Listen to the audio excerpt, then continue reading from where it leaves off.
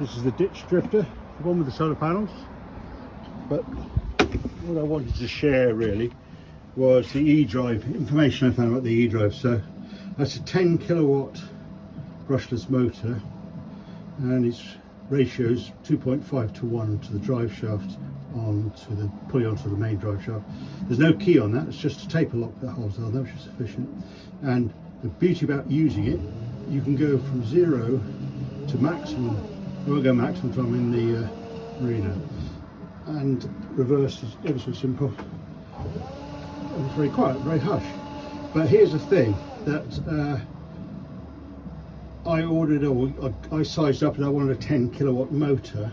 Actually, when it's pushing along at just a fast walking pace, or it's usually about 800 watts. If you go to a slower walking pace, it'll be about 600 watts consumption. And if you push it along to see how fast it'll do, we had up to 5 miles an hour and thought that's a bit unreasonable above that.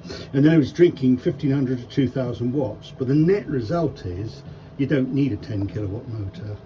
And one of the reasons is, quite an interesting one, is because that the motor, although it's rated by 10 kilowatts, with usual diesel engines, not a problem if it's rated at 10 kilowatts diesel engine and you load it to try and get 11 kilowatts out of it, it'll simply bog down and slow down. We all know that.